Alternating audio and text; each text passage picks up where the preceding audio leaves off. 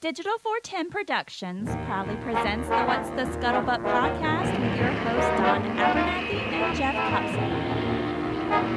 Cupson. Welcome, everybody, to another episode of the What's the Scuttlebutt podcast, your favorite World War II podcast. And as you heard Carrie say, with my co-host Jeff Copsetta, but unfortunately Jeff had to cancel tonight due to more craziness going on out in Texas. And so we're going to try our first here tonight on the What's the Scuttlebutt podcast, and that is we're going to have two guests on simultaneously who've never met each other.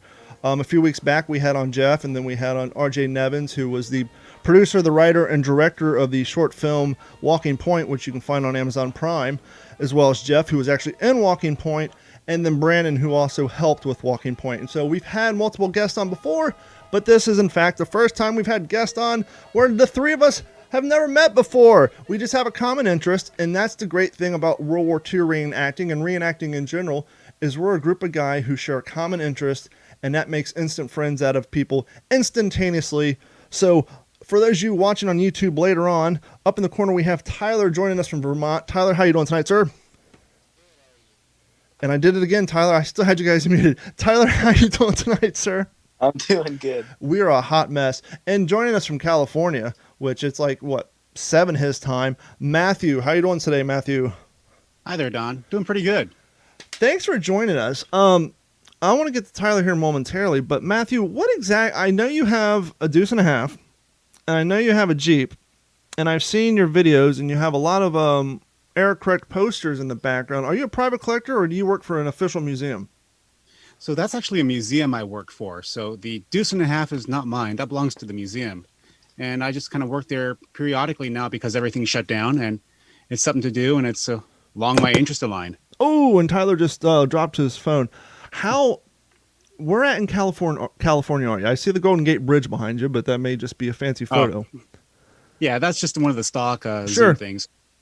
I'm down in Southern California, over in Orange County. Okay, we're at Orange County. Over here in Anaheim. Okay, I actually went to school in Anaheim for computers back in 03. I lived in Long Beach, basically from 01 to 03. I lived in Long Beach, went to school in Anaheim, and worked in La Habra. So as you can imagine, on a daily basis, I got to see a lot of traffic and a lot of nonsense. But I left California in 04 and moved down to Florida. So I'm very familiar with Anaheim. But what's the World War II? Do you just do the museum and living history displays, or do you actively do reenacting? We used to do active reenacting until pretty much the pandemic shut a lot of things down. Sure. So we're not doing a whole lot right now, but we were doing things pretty much once a month over with our historical group. And where do you guys tend to, I guess first and foremost, obviously California back in the 40s did a lot of training for the Marine Corps and the Navy, etc. But what's your guys' key impression out there in California back when things were open? Let's just pretend it's 2019. If you're heading out to do an event next weekend, what was your guys' key impression that you would do? Well, for me personally, it was the 9th Infantry Division, even though they were based up in North Carolina. Sure. But we have members from all over the platform. We have people who want to do U.S. Marine Corps. We have Women's Army Corps. We have 82nd Airborne. Nice. We have pretty much anything you can think of. We have members joining, and it's probably about 75 members or so. What are you guys doing as a museum to kind of supplement your income through 2020? I mean, now we're into 2021, but I know California, you guys are still in this weird gray area when it comes to open, close, what you can do, what you can't do. We hear one of our local museums, they're kind of interesting. They're called the Southwest Florida Military Museum and Library, and they actually got started because they were kind of a group of vets who would help other veterans get their VA, benefits and things like that, and they'd also feed vets on Wednesdays. And people started donating so many things to them that they eventually took over an old grocery store and opened a museum. Well, during COVID, they took such a big hit, they had to consolidate from, imagine, in your California terms, imagine having a museum set up in an Albertsons or a Ralph's, and then have to downgrade to the Disney store at the mall, because they literally just moved into the old Disney store at the mall because they were in what used to be a Sweet Bay grocery store. But they took such a huge hit. What are you guys doing to kind of maintain your ability to stay open? Well, museums have been pretty much closed since the beginning of 2020.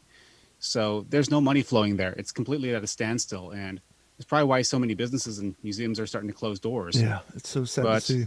We're just doing what we can right now, and it's a lot of fun, especially since we go and we get to play on big toys, and we got to see things like the Deuce and a Half, and there's a ton of Jeeps.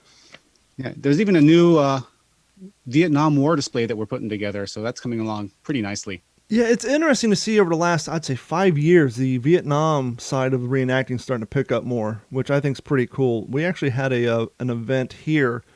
It was kind of a dual event. It was World War II down at the bottom of this hill, which in Florida to have a hill is insane. And then they actually had a fire base up at the top for Vietnam. And then they actually had a Huey where you could do helicopter rides.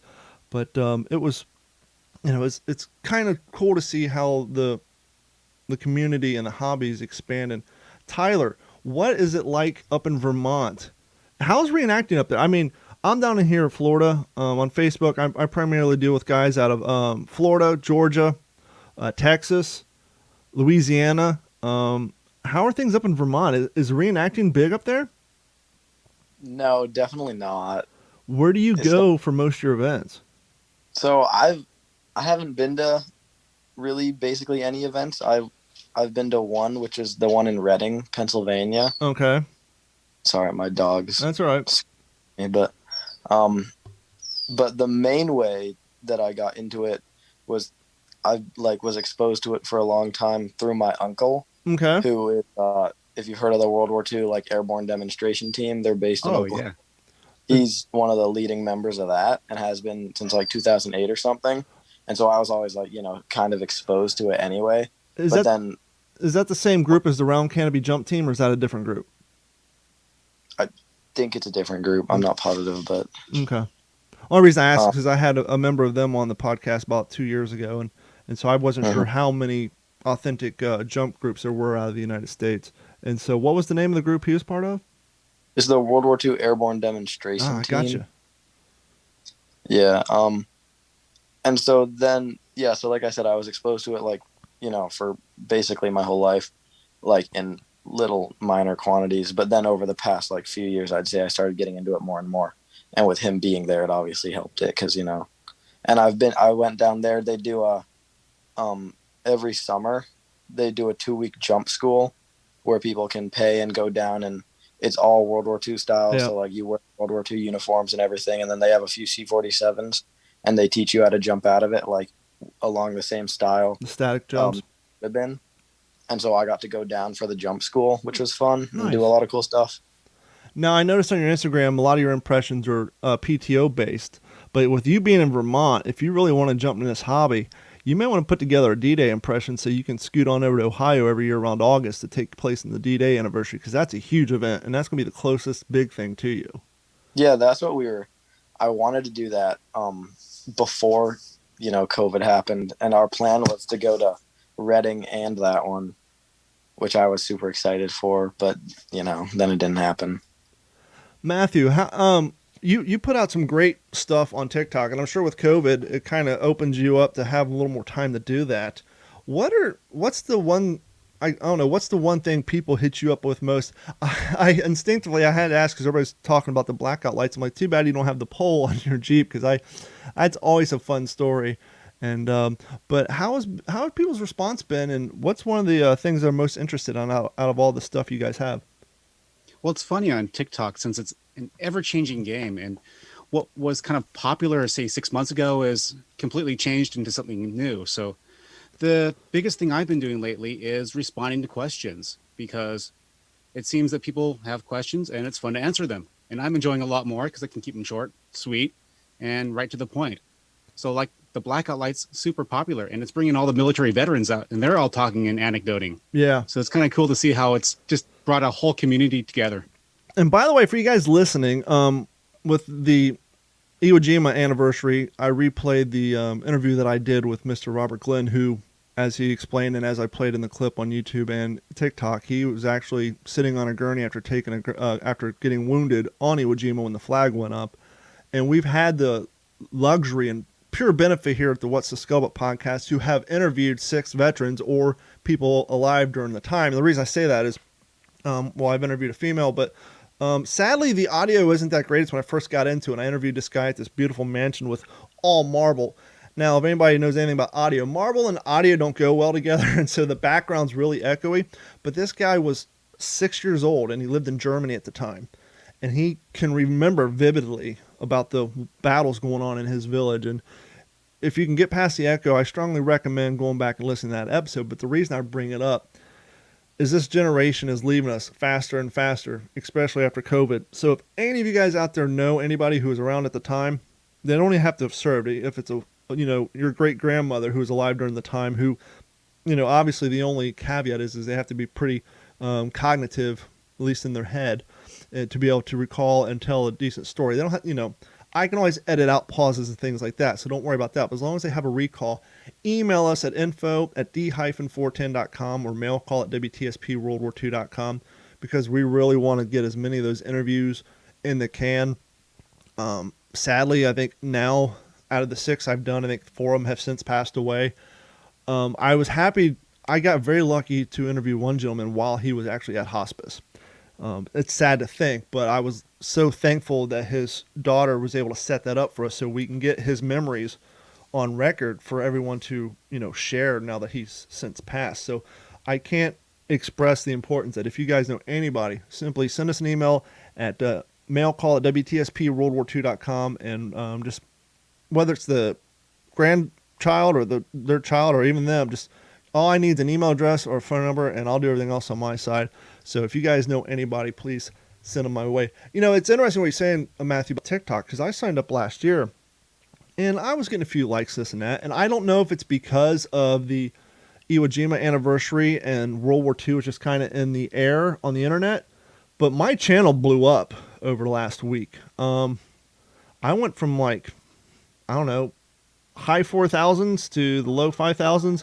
I'm at 6,120 as of today. So I've gained 1,000 followers just because I reposted some World War II content. So you're trending. Yeah, it's blowing up right now. So I'm taking advantage of it. I'm reposting videos that I posted last year just to have some more World War II content that people thoroughly enjoy. But Matthew, what got you into the whole hobby? I mean, that's one of the things I like to do on this podcast when we introduce somebody for the first time is kind of get their background. How'd you get into all this? Well, I was a collector first. And it was all because I was 18 years old and I loved movies. I got to watch the war movies. Sure. I wanted to start collecting it. And then suddenly I found myself talking to all these World War II reenactors. There I was. I came out to an event in 2004, I think it was. 2004 was my first going out to battles. And I thought, well, this is really cool. And then from there, it spread into many different directions. And one of them being, I want a Jeep. I really want my World War II Jeep. Yeah. So, yeah, that exploded. And now I just kind of blog about that, and it has nothing to do with my daily job or anything, but it's just something I get to do for fun now. What do you do for a living? Well, what do you think I do? I'm an IT guy. I've had people on here who are history teachers in college. I've had people who are, mechanics. And that's kind of the other cool thing about this hobby is, it's one of the things I like is I've been doing living history down here for 6 or 7 years, and I have friends that I only see at events. And the craziest thing is either when they show up on Friday or they're getting ready to leave on Sunday and they're the cats who change and you see them in their civilian clothing, I didn't picture that would be your style. So it's always weird the first time you see somebody outside of their uniform in their civilian clothing and you're like, huh. But what do I think you do for a living? I'm going to say program developer. Oh, cool. I've done programming in the past, but C++ guy? So what the point of it was on TikTok is nobody knows what I do. It's not important. Oh, you're like the captain on Save It Private Ryan. What's the pull up to again? $300? Sorry, I just watched that. It was on a history channel, so I was watching that earlier tonight. So you're keeping it a big secret, huh? No, I get that. No, I teach at elementary school. Okay, cool. Yeah, yes, I'm a teacher, but when I'm on TikTok, that's a whole different thing. It's themed, it's World War II, and it circles around that, and that's the point of it. Anybody can be involved. Yep. My fiance is a 4th grade elementary school teacher. No, nice. It's interesting what you're saying about how collecting got you into the hobby because as I've said before, okay, Bailey, I got to sit you down. You're going crazy on my microphone. As I said before, I got into the hobby because I was just, surfing around on eBay, and this isn't the particular one, but it was my first M1 helmet. I got it. I bought it. I'm like, hey, this thing's cool. And I sat it on my desk. Didn't really think much about it. I was reading books. And I'd have family members come over or friends, coworkers. And they would be in my room looking at my computer stuff. And they'd pick up the helmet and like, wow, this thing is heavy. And I realized by having something in their hands, someone who previously could care less about the topic, whether it's a M1 helmet or an old canteen, now whether it's for 30 seconds or 5 minutes, I couldn't imagine carrying this thing around on my head for 3 months. All of a sudden now they're interested. And I got the thing, that's kind of cool. And I slowly just started building an impression. And my logistical mistake, kind of like Tyler living up in Vermont, my first impression was a Marine Corps impression. And at the time, no one was doing PTO stuff. And so I put together a Marine Corps impression, which took me like a year. And then I went on Facebook and I kind of fell in, ironically, with the First ID, which is Army, but they allowed me to set up my Marine Corps stuff at their living history events. And I slowly started putting together First ID impression, and then all the rest of it went downhill from there. Let me ask you this. Living in Southern California and getting into the hobby, is it easier? It's never easy, but is it easier to find reproduction gear at a large quantity because of all the movie productions in the past? Well, I'd be lying if I didn't say we knew a lot of movie production people, and a lot of us have actually been in movies. Yeah. So that's one of the big advantages, but relatively, the high cost of living here makes a lot of the collectibles seem relatively low price compared to a lot of places. Well, that's part of the reason why I left. When I left in 2003, my dad was moving down here. I just got out of computer school. I was working in La Habra for a web hosting company who's now since sold to Host Papa, which is sad. But anyhow, he's like, I'm moving to Florida to retire. You can stay out here or go out there. I'm thinking, okay, I'm making $9 an hour. The rent of a single room apartment in 2003 in the bad side of Long Beach is $1,200 a month. I don't think I can swing it, so I moved down to Florida. So I definitely get that. That is one of the cool aspects of this hobby. Let me ask you, Tyler, being up in Vermont, you said there's no real living history community up there. Do you just primarily get your stuff offline? How do you stay? Yeah. How do you stay motivated to do it? That's a good question. I don't know. I mean, I've always just I really love building the impressions. Mm-hmm. And so I think it just I'm actually quite similar to you, where it mostly started for me with a helmet. So it's kind of funny because when I was I don't know, really little, like 9 or 10, my uncle would come back from doing the jump school, and we'd always watch war movies together. Sure. We'd watch the old ones, like A Bridge Too Far, and I think you showed me Wind Talkers when I was 6, and my parents. I'm sorry. I mean, don't get me wrong. For what it was bad. I mean, first and foremost, Nicolas Cage turning his early dog tags into a choker. That's just the beginning of my grievances with that movie. To have a movie with the subject matter that I feel, because for you guys don't know, the Pacific is my key point, and obviously with Jeff being my co-host and what he does, most of our knowledge resides in the PTO, and to have content that I feel is that important, that is of the Wind Talkers, and to have the big Hollywood movie about that subject matter. I mean, obviously it wasn't a blockbuster, but even regardless of what the outside community thought, just how badly done it was done, production-wise and authentically, it's just a damn shame. But there is the other side of it that we get to see in Hollywood is when something's brought up, it becomes a big deal. Yes. And people know about it. And over here, we have a lot more of the Native American community, and they're just booming ever since that movie came out, and people know about it. Yes. So that's the cool side of it. And Matthew, I couldn't agree with you more. Nothing annoys me more than when I hear the elitist reenactors refer to Band of Brothers as Bandwagoner Brothers. It's like, okay, hold on a minute. We all claim that we're in this hobby because we want to preserve history and share it with people who previously have no interest in it. And I don't care what you say. There has never been a project bigger in doing that. Even to this day, Band of Brothers will be on Spike TV or the History Channel. They'll play it all day long. And now the Pacific was on 2 days ago.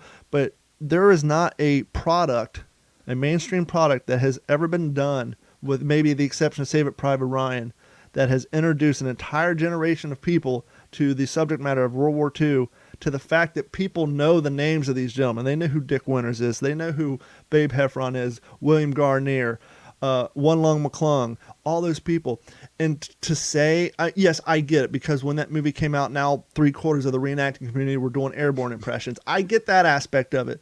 But if we're truly trying to say we want people not to forget and to learn, what a better vehicle to get people at least interested in the hobby or in the history. And I'll be honest with you, because of Band of Brothers, I went out and picked up other books beyond Band of Brothers, the people who served who weren't covered in that movie.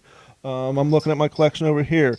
Brothers in Battle, Best of Friends. That's the biography that Babe Heffern and Garnier did. So because of that movie, I got interested in learning more about the 101st Airborne. I do an 82nd Airborne impression because I feel they're underrepresented. But like you were saying, even if you as the reenactor don't enjoy the movie, and I'm not a big fan of Wind Talkers, it definitely served its purpose as far as getting people's attention on the subject matter, and that we got to thank them for. I got to say, Saving Private Ryan, Band of Brothers is what got me into the hobby. It definitely was a huge boost. Sure. And I think the reason people are so negative about them is because it's easy to be negative behind the computer or keyboard. And as you start researching more, sure, you're going to find movie inaccuracies, but that's not the point of it.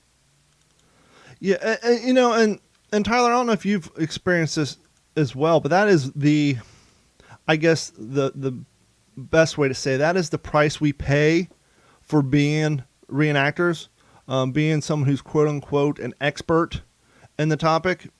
Is we have a hard time sitting through a show or a movie without nitpicking it. Sadly, I had never seen The Longest Day until I started reenacting. Oh my gosh. And then I saw it. And I'm like, what in God's name is that hanging off the helmet? Yeah. And then I got thinking, then I actually, there was educational part. I started researching, when was this movie made? When was this movie? Did you see it in black and white or the colorized version? I saw the colorized version, but actually, no, I saw the black and white version, and I like the black and white version because it makes the real footage they use blend in a little better, even though it's a lot grainier. But the thing that I got to thinking was, when was this made? Where were all the M1 Garens? Was this made during Vietnam? Were like people in boot camp and all the M1 Garens gone? Because if you notice, the only person who carries an M1 in that entire movie is John Wayne because he uses it as a crutch. And so if you don't know anything about World War II, you just assume that everybody fight with Thompson submachine guns because literally everybody in that movie is using a Thompson except for John Wayne. Mm-hmm. And so I was like, where were all the M1s at? Were they not available? And so that was one of the things that kind of threw me off with the weird chin straps. Perhaps they thought everyone had a submachine gun in World War II. I mean, everyone talks about it. Even when I joined, everyone kept talking about the submachine guns. Yeah, maybe they've just made it easier on the Foley artist. So you only had to find one track of all the gun tracks were the same then as well. Tyler, living in a state like Vermont, actually, it's kind of appends to both of you, really. Not to get too political, but Vermont and California are definitely not known for the most friendliest gun laws. Do you guys find, or does it become problematic when it comes to going to events with your M1 Garens and all that? Are there more protocols involved when it comes to safety and things like that? Well, actually, so for Vermont, the gun laws in Vermont are like some of the most relaxed in the country. Really, that surprises me. I just goes to show my lack of knowledge on Vermont gun laws. I just assumed because you're the home of Ben and Jerry that you guys would be a lot more strict. That's the funniest part is like you'd assume that they'd be pretty strict, but I think I'm pretty sure it's the most relaxed state in the country. We don't like my M1. I'm 17. My M1's legally mine. I can and have just wandered down the road with it. No permit, nothing needed. I have walked through downtown Tampa with mine, but that's because they have the SS American Victory Liberty ship down there, and we parked in the parking garage across from SeaWorld. But I have expected to got stopped by the cops, but I guess when you're in full uniform carrying a rifle down the sidewalk, no one thinks to stop you. Yeah. And you can handguns, you don't need a permit. You can carry concealed carry, open carry without a permit, whatever you want to do.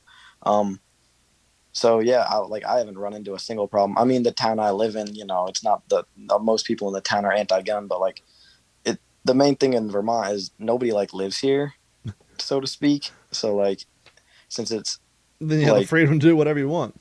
Yeah, you can pretty much do what you want. I live in the middle of the woods pretty much, and so one time my brother, who also reenacts a bit, and my friend got all our gear on, and like during like when quarantine first started, and went to film a little movie and just walked down the road with our guns and all our gear. And some people gave us little odd looks, but other than that, like nothing happened. I think you're probably one of the youngest persons to date on this podcast to talk about living history. And so let me fly this hypothesis that I have formulated over the last few years. What do your 17-year-old, 18-year-old counterparts think of your hobby of reenacting? That's a good question. I mean, my friends like, it's kind of nice. So I have like actually one friend who is, he's interested. He likes World War II. He likes military history, all that. He just doesn't really do the reenacting stuff, mostly because I don't think he wants to really spend all the money because it is so expensive. Do people think you're weird? I'm sure I think plenty of people like, think I'm weird like at my school, but none of my friends really. Well, see, my hypothesis is this, is you're a younger cat and you're a generation, and the generation a few years older than you guys grew up watching, well, not so much your generation, but the cats who are like in their mid-20s now, they grew up watching Big Bang Theory. And Big Bang Theory popularized comic books, which is why now everybody and their grandmother loves comic books. For an old 42-year-old like me, if you were into comic books in high school, Revenge of the Nerds is way before your time, but you were considered a big geek and a nerd. And reenacting used to be frowned upon. But my hypothesis is with the proliferation and popularization of Big Bang Theory and their lust for comic books and Comic-Con and dressing up in cosplay, I think that amongst your generation, maybe a little bit older, the common acceptance of cosplay and how cool it is, quote unquote, that kind of probably would carry over to being less ridiculed to you as a reenactor, whereas old people like me and my old counterparts, when I first got into the hobby, they're looking at me like I'm one of these weird outcasts, like, are you LARPing? Are you a LARPer?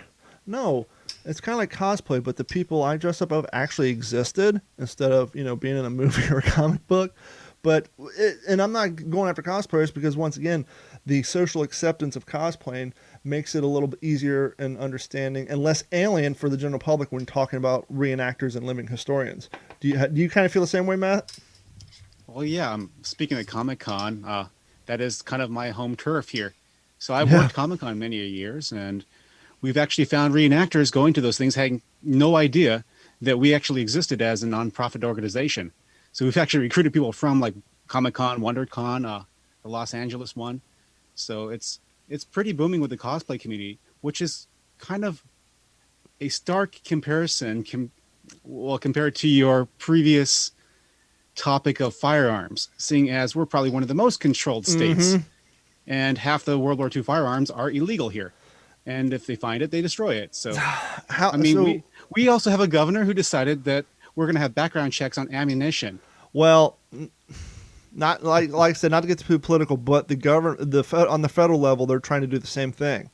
And if you guys aren't up to date on the gun laws they're trying to pass, if this thing passes, anybody who's listening to this podcast who's a living historian, you're going to have to fill out an application to have the rights to display a historical weapon. So basically, to take your weapon out to an event, you're going to have to get the federal government's permission. The good news is, if there is any, that the person who's trying to pass this has been trying to pass it forever and a day and always gets shot down. The bad side is now they're in control of the House, the Senate, and the White House. And so there is a scarier likelihood of this thing passing. Not only, obviously, the ARs, the 10-round magazines, but that's another topic. But as far as the sake of this podcast, they actually have a thing about historical weapons, and basically you have to get a background check, a mental illness check, just to be able to display that. So if this thing goes through, living history as we know it is going to take a big kick. Now, you guys are in California and Vermont. I'm here in Florida. You guys are all aware of the Pulse nightclub shooting a few years back over in Orlando. That tragedy. One of the things that we're dealing with down here in Florida ever since that tragedy, and I try to give the state of Florida credit. I'm marking this up as a way to prevent a waste of manpower. Okay, we got 10 minutes left, and we'll have to stop and restart, but we'll deal with that in 10 minutes. I give them credit as a way of trying to do this as a prevent waste of manpower, but ever since then, we can no longer have living history events or reenactments on state-ran parks with weapons that use brass cartridges. So if you're doing Civil War, Spanish-American War, anything with black powder, they can still do live firing.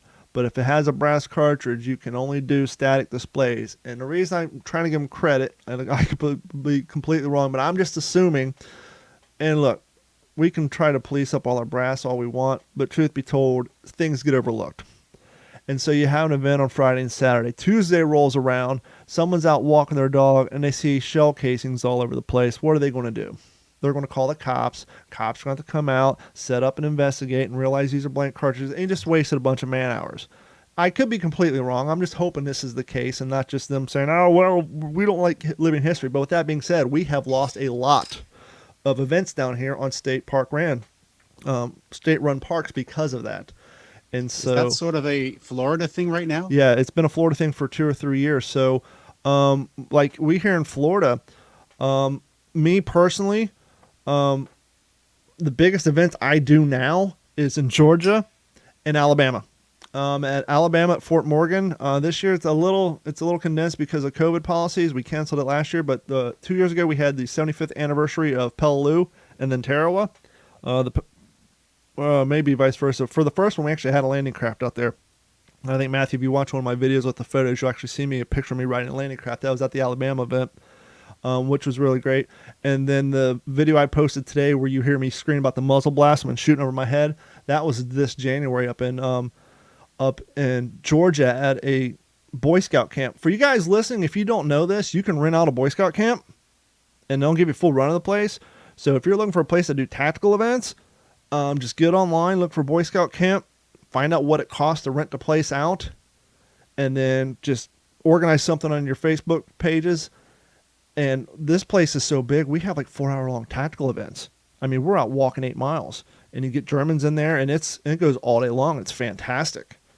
Now, hopefully, with all the crap the Boy Scouts are going through, we don't lose those access to those camps, so they have to liquidate all their properties because of all the lawsuits. But as of right now, if you guys are looking for a private property to hold tactical events on because of COVID and everything getting shut down, just call up your local Boy Scout summer camp, see how much it costs to rent the place, and they'll be down for it. Private property, because pretty much everything we do in California, it has to be on private property.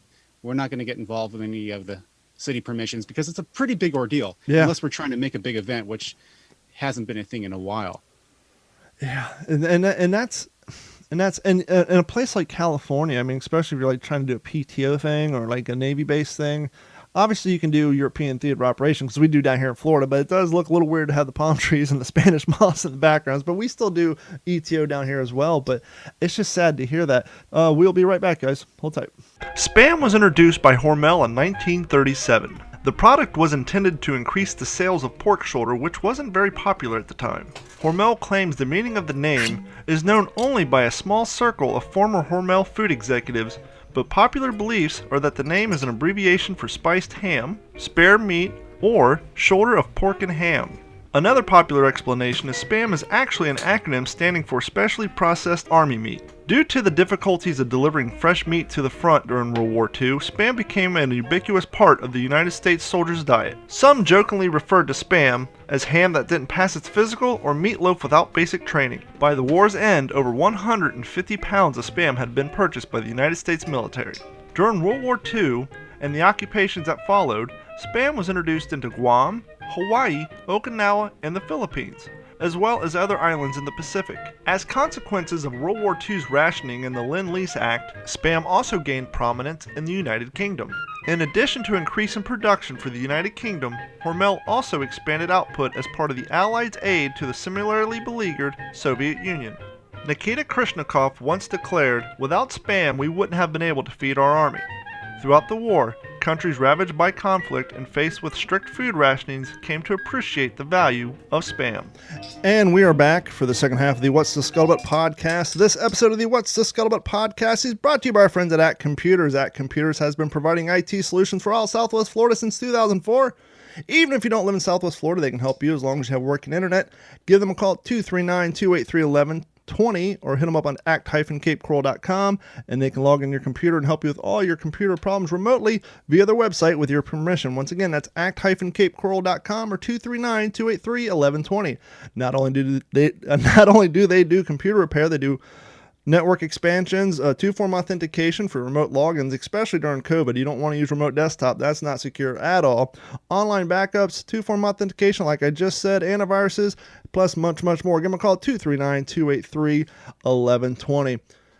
You know, for the long-lasting listeners of this podcast, you know that I interviewed the historian, actually two of the, they don't like to be called historians, they like to be called anyhow, I interviewed the guy from Goodyear and the guy from John Deere about their contributions to World War II. And as you just heard, I did my little spam advertisement there. I have reached out to Hormel, trying to get an archivist from them to come on to talk about the advent of spam and the production and all that. So that's one of the things I like to do in this podcast. Like I said, we had a guy on from John Deere, Goodyear. If you guys haven't heard it, go back and listen to, I had two of the historians on from the original Springfield Armory. And we talked about John Guerin and how George Washington founded the site for the Springfield Armory, and how the modern day firearms are not the same Springfield Armory of the day. So if you guys haven't heard that, maybe I'll post that one up again here soon. But joining us for part two, as before, we have Matthew and Tyler. Now, Matthew, before we went to break, we were talking about how out in California, when you guys do reenacting, you pretty much have to rely on private property because of how hard it is to get things done publicly with the government down there. Yeah, so we have a lot of private property owners that we pretty much know and we talk with, and we're on pretty good terms with. So when it comes down to using private property, we have our locations all secured. And one of the cool sites we have is over in Yucaipa, and we actually have a full World War I, or should I say two trench systems, going back and forth for both the Central Powers and the Allies. And so since they already have the logistics set up, then obviously they already have the liability insurance stuff all set up. You guys just do a cover. Yeah, we have everything. It's all taken care of. I's dotted, T's crossed. We want to make sure we cover our backs, have insurance, make sure our members are covered, make sure everyone pays their fair share. So that way everything's legit. Everyone has a good time and they know it's going to be here for years to come.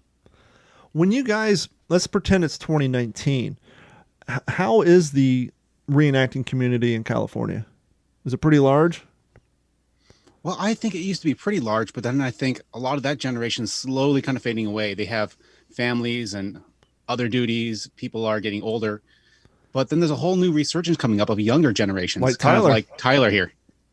Yeah, and Tyler, it's so important. And we got to figure out a way to get you, since there's nothing in your area. Have you gone on, I mean, you're on Instagram, but have you actively looked on Facebook?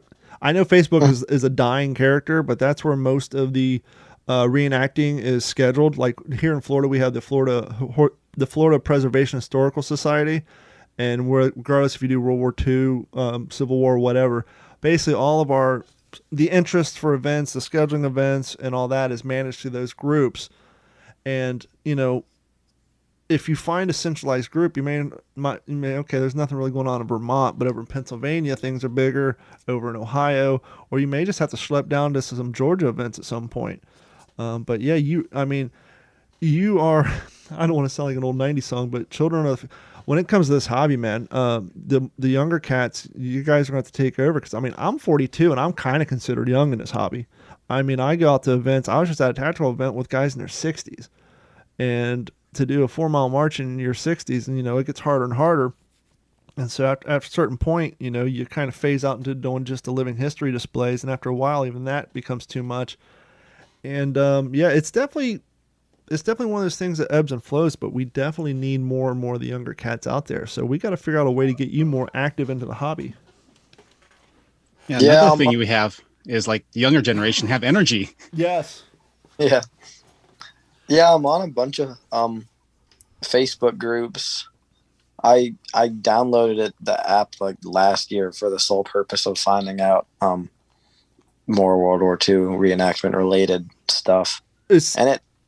as odd as it's going to sound, I'm going to tell you to go on Facebook, and I'll even send you the link through your Instagram page. Go ahead and sign up for the Florida Historical Preservation Society, because even though we're Florida, we're almost turning into the East Coast Historical Preservation Society, because once again, the event out of Alabama gets linked on there, the event in Georgia gets linked on there, and so we're kind of becoming the lower East Coast because... it's just, it's crazy because we'll go to Georgia, right? And now, granted, it's only 40 minutes past the Florida border, but we'll go to Georgia and the Florida reenactors make up most of the population. When we go to Alabama, we're a good portion of the population for the first year. Second year, a lot of our guys couldn't go, but Florida's always representing. So you might be surprised to find that if you join up to that group, you may find events going on in Georgia and maybe parts of Tennessee that, yeah, it's still a long haul, but as Matthew could probably attest to you, part of this, two things go hand in hand with this hobby. One is buying uniforms, and two is buying gas, because it's always about a long travel to get to these events. I think the longest I've done has been a 12-hour drive.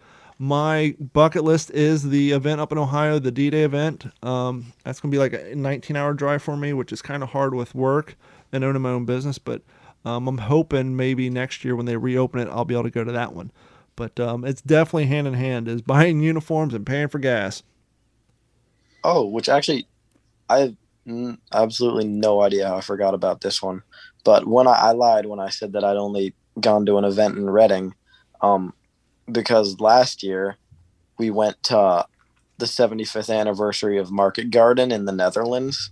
I saw the photo on your Instagram of a tank, and you said in the Netherlands, and I was going to send you a message saying, did you go there, or did you just steal that photo off the internet? So you actually went overseas?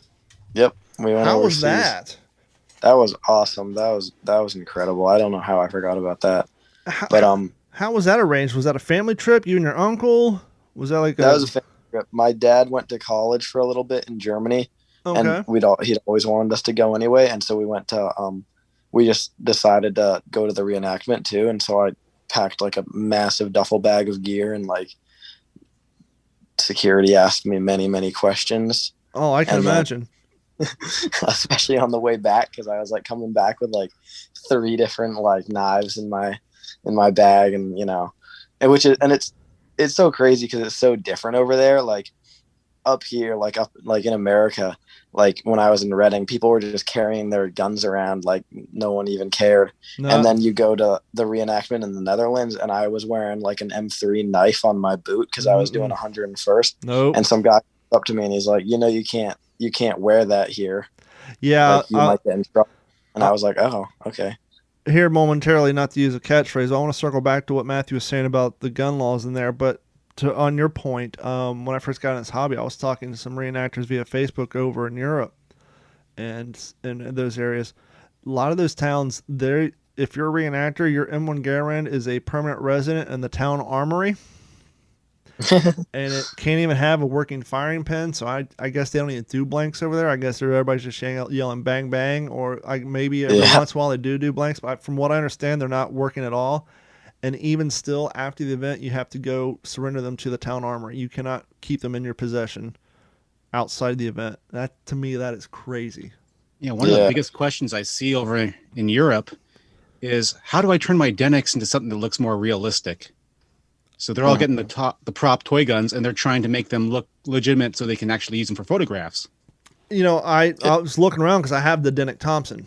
The one, which by the way, Denic, if I know you're not listening because you're in Spain, but you sell the Chicago typewriter that has the cuts compensator on it, which is fine. But then you sell what's supposed to be the M1928, which still has the top charging handle, but it has the barrel of the M1A1. It doesn't have the cuts compensator.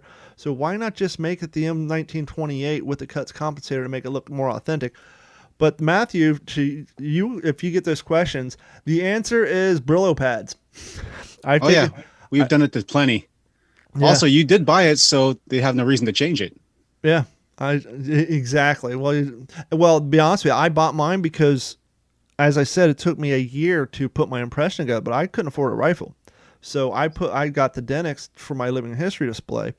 And then when I fell in with the first ID, at the time here in Florida, it was ran by this guy named John Thomas, who was a police officer. And what he would do is he put together a first ID group, and they would go around to these museums, and he figured out a way to get paid by them but then he would take that money and buy more uniforms. And then what he would do is he would find cats Tyler's age and a little bit younger, actually the authentic age, who knew that the biggest barrier to entry into this hobby was to the uniforms and the gear. And so he actually owned like 6 or 7 M1s and a bunch of uniforms, and he would show up with trailer, and it was like basically he was creating what people thought we all do anyhow, which is just show up to some place and get outfitted in somebody else's uniforms. He actually created that. And so what he would find young kids coming to these events who were local and talk to them and say, well, hang out. I got a uniform. I can outfit you. And he would find these kids who were interested in it. But before, because one of the problems with kids is they change their mind, right? And if you have a parent who's gone through this many times and tired of spending money, they're going to be less likely to allow their kids to get involved because they don't want to spend the money. And so these kids would keep coming back, and they would slowly start building their impression. Hey, John, I don't need to borrow your pants this time because I already got a pair. So now I just need everything else. And so he would actually allow me to use his M1s. And if it wasn't for him, I wouldn't have been able to participate in live firing events. He had M1s, 1903. He had the Ohio Ordnance Browning automatic rifle that I got to use.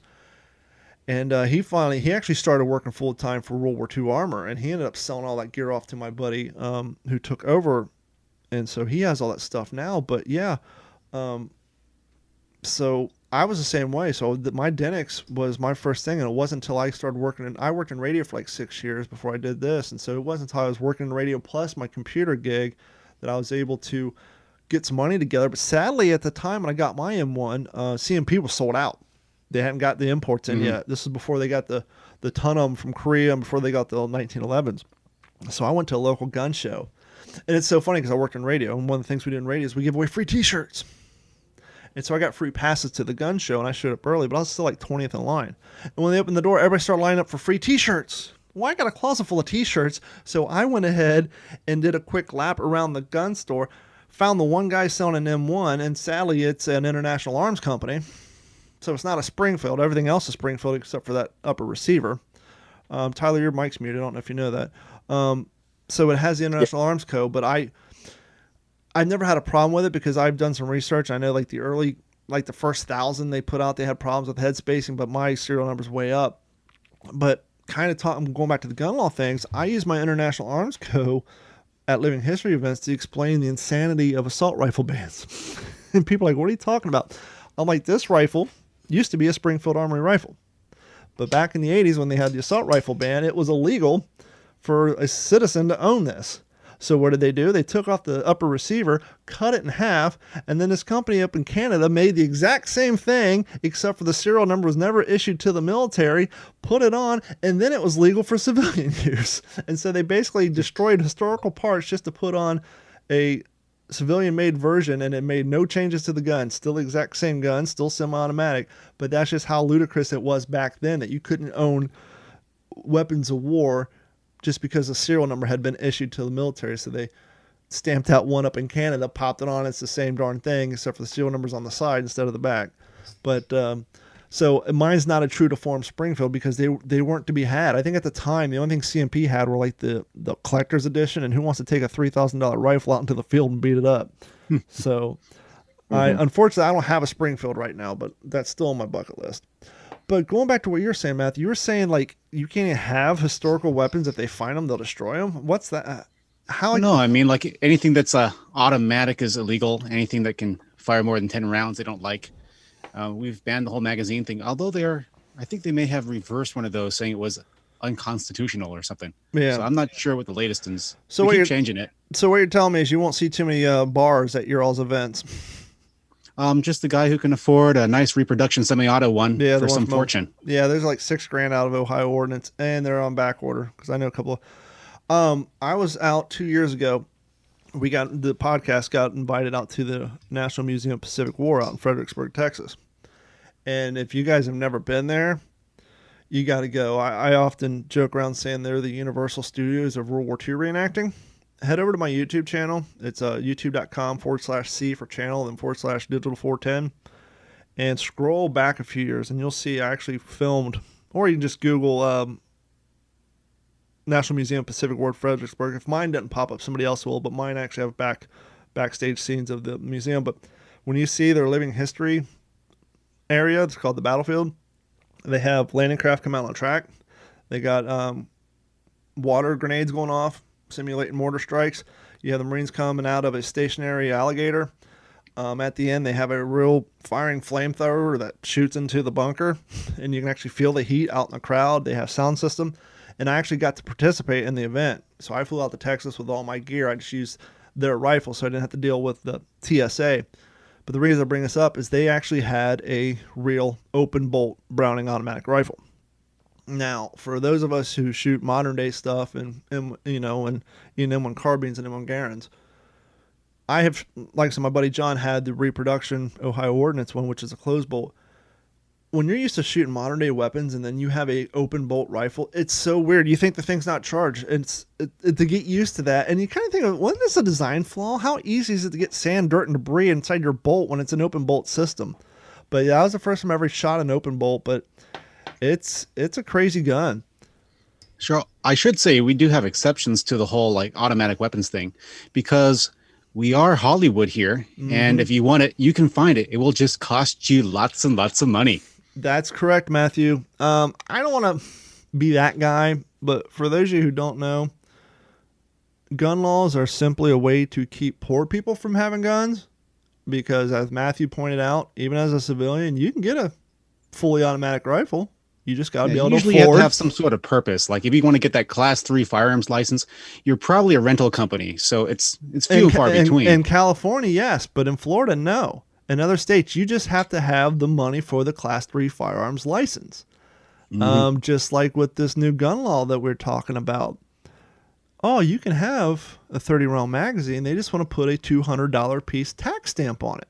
So once again, they're not saying you can't have it. They're just saying if you can't afford it, you can't have it. So that's the weird thing about a lot of this stuff is, you can have a fully automatic rifle. Well, you can't. You just need a Class 3 firearms license. What do I need to do that? A background check and a fat checkbook. Okay. So there are ways. It's a lot of money. For example, the guy who owns World War II armor, he was in the Navy for years. Started a business afterwards. Very lucrative. The guy personally owns, I think he's up to 7 tanks now. He's got fully automatic, real grease guns. He's got 30 cals, 50 cals. And all it takes is just the ability to afford the background check, having a secure place to store all the stuff. I was just watching Saving Private Ryan tonight, and I looked at my fiance. I said, see that tank right there? Yep. My buddy owns that now.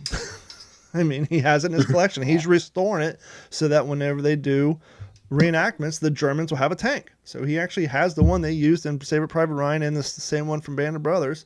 It's in his collection. He did an off-the-frame restoration on it so that when we do reenactments with tanks, the Germans will have something instead of being, because usually what happens now is we just dig a trench and go in there and blast the hell out of them and send them flying across the room. Was that the Tiger tank they had at the last scene? That's a Russian conversion. Yeah. I saw it when he first got it, and it's basically all the armor on the side of it is just spray painted plywood. And for some reason, they never did any internal shots from that, right? None of those movies, and the entire inside of it was completely empty and gutted out. It's basically just the steering wheel and the seat. And so he's restoring it to historical value. The only thing he does to those tanks that aren't historical, which he has to do for liability, is he puts cameras on the outside. He hides them so you can't see them. But that way, his drivers have 360-degree view, because when you're out in a field, and spectators around and you're maneuvering them, you can't take that risk of having those blind spots. So they do have cameras mounted on them in hidden strategic areas so that their drivers inside have a full 360 view of what's going on with people walking around. Funny, because our tanks in California, they don't care about that. They just want to make sure your breech is welded shut. Well, it is dangerous. I mean, we've all heard the story of the cats who were doing that show for Discovery Channel 3 or 4 years ago. And they had a misfire or whatever, and when they unloaded it, it went off and they didn't die right away, but the shock ended up killing the tank crew on that Discovery Channel shoot. So, I mean, out there, you guys can't even do blank firings, huh? Well, some people like to put blanks into it, like they shotgun blanks into it and then shoot a shotgun out the middle of it. I'll tell you what, you haven't lived until you've been doing an event and you had a real tank blank round go off. I was out at his. Yeah, that's something we're missing, but it is what it is. You still get the enjoyment of laying on the ground and having the rumble as that thing pulls up on you. It definitely brings it to a whole new level. But we kind of got sidetracked. So Tyler, you went overseas. You're walking around with a M2 knife on your leg, and they said, Yeah. How was it like? What was it like over there? From what I understand, they at least appreciate, at least up till 10 years ago, that they appreciated the history so much because it truly affected them. That even to this day, they were like super thankful for everything that the Allies did for them, and primarily Yeah, Americans. that's definitely true. Yeah, there were like literally people who said thank you, Just for being which American. was, yeah, like I'm not even kidding. And they like most like basically everybody in the Netherlands speaks English, but like it's not their first language, I guess. Mhm. And so like sometimes I wouldn't exactly like at one point one nice guy came up to me because I was like dressed in all my gear that I could have fit with me, so I had like a lot on, plus new stuff that I bought that day, and he like said something in Dutch for like 4 minutes before he like realized that I was in fact American and could not understand him, and then he switched to English and he just wanted to take a picture with me. But it was really cool. Did you do like the battlefield tour while you're out there? So what it was is they were doing a convoy of like I forget how many vehicles, but it was a lot of vehicles through a bunch of towns, and so we caught them on one of their days That'd be so where cool. they would stop and set up camps, and so we went for a day, and there was like a whole field of tents and displays and a bunch of vendors and just like so many vehicles, like the tank that I have the picture of, and just so much stuff that it was like awesome. And then they'd have like it's not like some reenactments that I went to, like the one in Reading where they had like different sides all set up. Like they didn't have Germans or like Germans. They didn't have battles. They didn't do any of that, but it was still super cool just because there was so much stuff there. Yeah, once again, it's And, hard to do like, battles when everybody's just out there yelling bang bang because they can't fire planes. Yeah, exactly. That too. And like it just makes up for it entirely because like it's one thing to go to, Pennsylvania and be like, oh, cool, like World War II. But it's another thing to go to the Netherlands and stand in the exact spot that it actually happened, because then it just means so much more.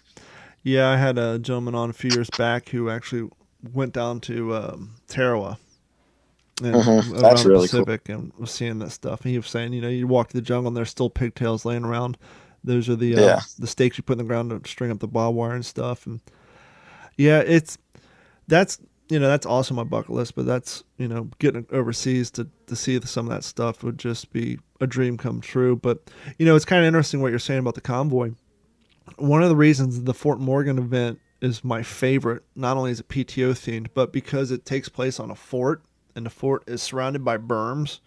It's one of the few events where you can actually park all the cars and everything modern out behind the berms, so that when you're actually in your bivouac and you wake up at 5 in the morning or 6 in the morning and you get up and you do a 360, with the exception of the outdoor public bathroom that's like 500 yards away, everything is there correct. It's just nothing but tents and guys in the same uniforms. You don't have the hot dog stand up there in the corner. You don't have the all the cars out in the parking lot. And so until the public shows up, it's like as cool as you can get. And then, like I said, the first year when we had the landing crafts, it was parked down at the marina a mile and a half away. And basically my group did this. Not everybody did. A lot of them were, which we were kind of disappointed. A lot of the guys hopped in the deuce and a half and rode the mile. We all got in full gear and we did a forced march, and to be in full forced march for a mile and a half with 50, 60 guys, it just brings it all more, just makes it all more, because correct me if I'm wrong, and I tell people, with the exception of, and thank God we don't want to live the horrors of war, but the one thing we get to do in this hobby, and Matthew can probably agree, is we literally get to walk a mile in their shoes. And so it's nice to be able to do that sort of thing, because how often you get to get in a parade march with 50 guys wearing the same gear and just march down to a landing craft. I think we're the only community out there that will endure pain and suffering and freezing cold temperatures and miserable night after night for fun. Yeah. about that. I don't know. I'm mountaineer.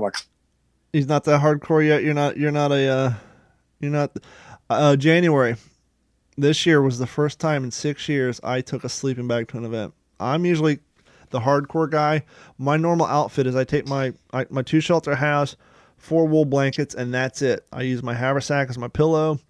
But this year in Georgia, I heard it was going to get down in the high 20s. And so I took my 5 blankets, shelter half. I stopped at Tractor Supply, got a bale of square hay, and I got a summer sleeping bag from Walmart.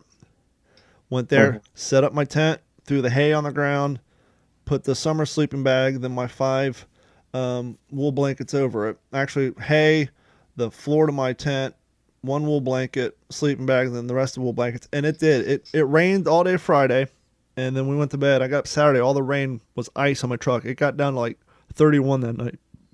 And I'm glad I had the sleeping bag, but, kind of like Matthew said, we're one of the only people out there, regardless if you do take the yoga mat and the sleeping bag, you're still doing it. You're still going out there and sleeping on the ground. And for most of us, I don't know very many other 42-year-olds who go camping. When they go camping, they're talking about sleeping in RVs and vinyl tents. How many of them actually sleep on the ground under a wool blanket on a piece of dirt? Well, on behalf of all of us city people over here in Southern California, on one half, it's kind of nice because we get away from the city. But on the other hand, you guys don't get count a lot of 17-year-olds who are not prepared. Well, no, I was laughing because I say you guys don't count because you guys got like 100,000 homeless people sleeping in the street every night, so that don't count. Yeah, but we're out in the middle of nowhere, and no one's going to go out to where we go. So yeah, that's part of the nice thing. We get away from the cities. If your cell phone doesn't work, then it's like, hey, that's better because we're not distracted. We actually get to do things correctly, more or less. Every once in a while, I'll find what we call a campaigner. They had a few of them at the Georgia event. I'm just too old and too tall. I'm 6'5", so for the logistics of me sleeping in a foxhole are long gone. So as far as authentic as I get to sleep on the dirt ground, but there were a couple of guys who dug foxholes and slept out in the foxhole on Friday. But I'm too tall for that. And at my age, I find my back is good for about 5 hours on the ground. And then I just toss and turn and wake up at 5 in the morning. I will say at that event, due to some help of some certain beverages, I was able to get 8 hours of sleep even in the cold because I planned ahead, if you will. But that's the other my other favorite part of this is going to an event is the only time that I can get away with not answering text messages or answer my cell phone because my friends realize that as far as I'm concerned, the phone don't exist. The only time I pull my phone out in an event is to take photos, and I try to do that at a minimum. I'll go, and that is kind of my beef. I understand that they grew up around and they're addicted, but some of the events I go to that do have the younger cats, they do spend a lot of time on their cell phones. It's like, don't you want to unplug for 3 days and just enjoy this? Yeah, for sure. So, man, go ahead. I dug up. Your internet's breaking out. Oh, we're running out of time again. We've already gone another 10 minutes. Wow, 40 minutes? We got 9 minutes left. But Tyler, your internet's breaking up. That's all right. So Matthew, what do you want to give a plug to your museum?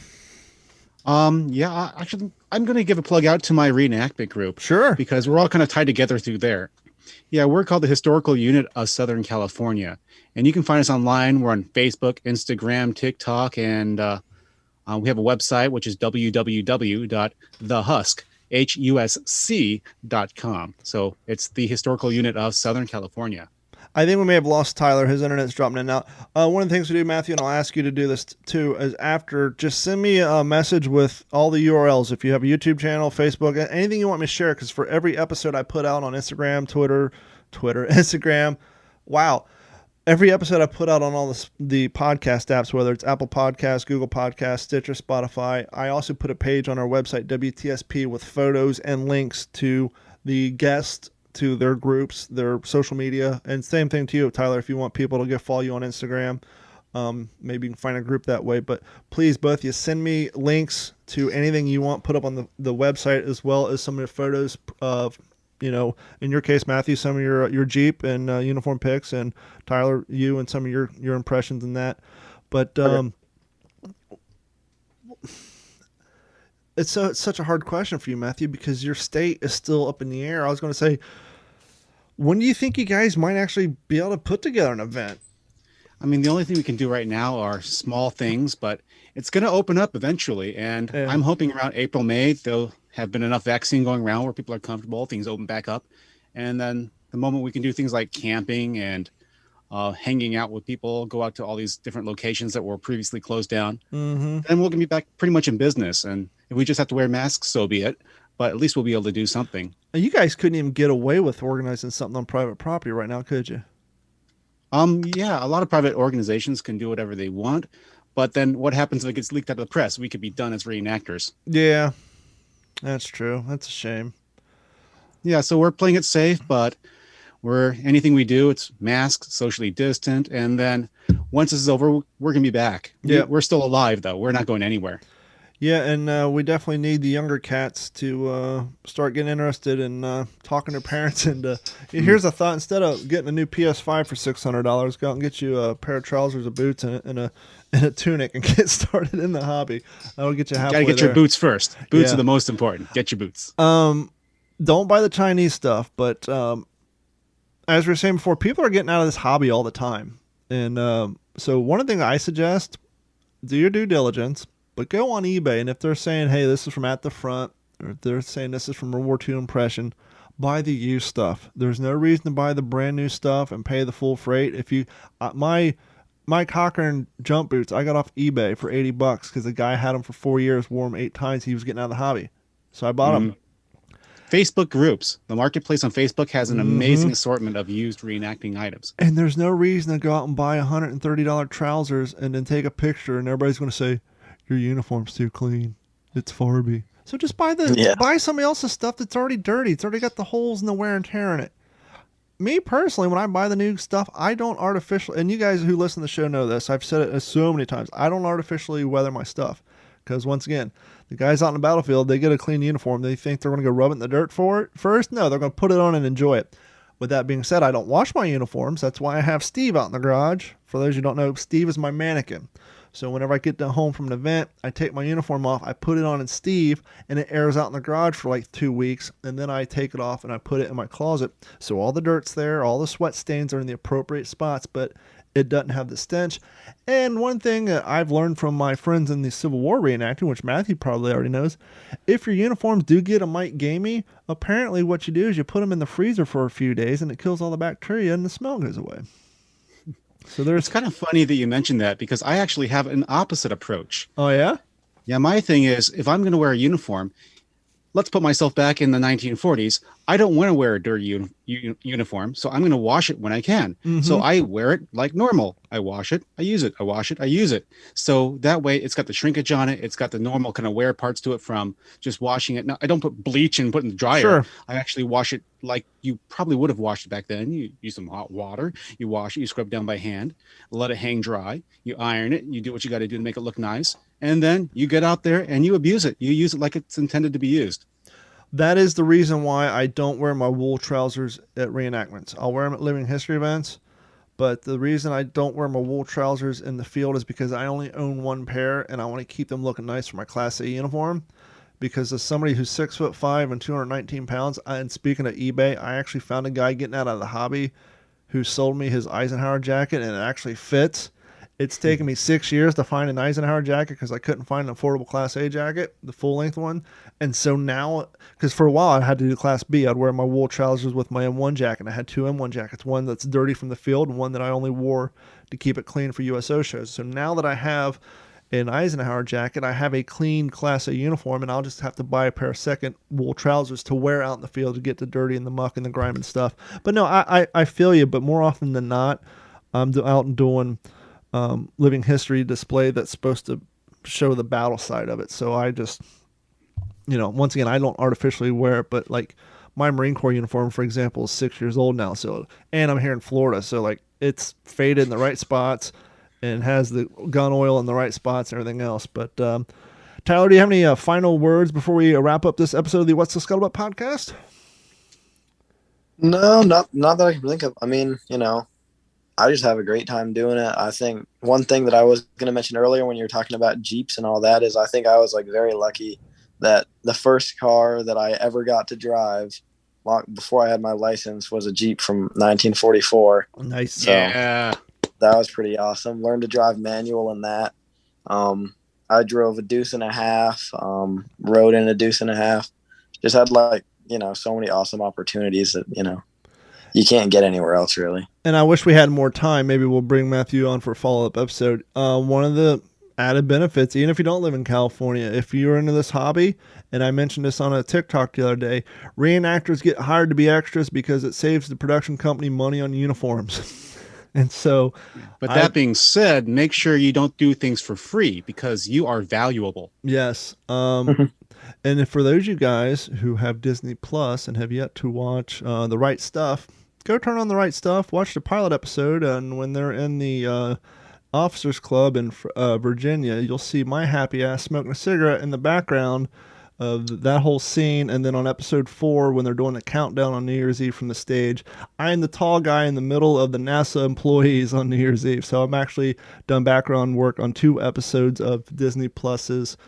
Originally, when we shot that, it was originally booked to be aired on the Smithsonian Network, but then they moved it to Disney Plus, which I was a little disappointed about. But yep. Matthew, any final words?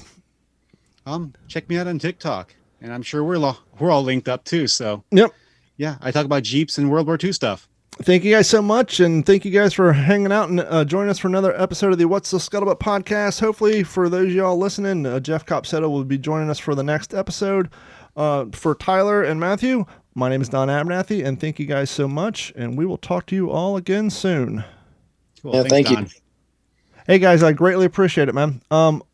Basically, what I do is I'll edit this out a little bit and put the final touches on it, and then I will send you guys links to the page where you can download it directly, or if you want to help me out, you can subscribe to me via your favorite podcast app. That way it'll help show up as more subscribers. Oh, yeah, just shoot an email out. Yeah, Yeah, sure thing. just look for WTSP, or just look for What's the Scuttlebutt on any of the apps, whether it's iTunes. There is an Office podcast about the show The Office called the What's the Scuttlebutt, but mine has this logo behind me, so just looking for What's the Scuttlebutt podcast, and you'll see this logo, and subscribe. I'm on Google, Stitcher, Spotify, iTunes, all of that, and you can just like and subscribe, and it'll download. I try to get an episode out every month. I used to do every week, but with my my partner's been slacking a little bit, so I've been doing a lot more without him. But yeah, we try to get at least 2 up a month. But I'll talk to you all later. Thanks, man. We're out of time, but yeah, go ahead and reach me out on email, and We'll do. yeah, Yeah. I also found you on Instagram, Tyler. So I added you as a friend. I'm on Oh, there cool. too. I'm on Donovan410. Donovan410. I'll send you my Instagram as well there, Yeah, Matthew. go ahead and find me. I got the same tag as TikTok. Perfect. Thanks, All right. guys. Bye. All right, bye, guys. This has been a Digital 410 production.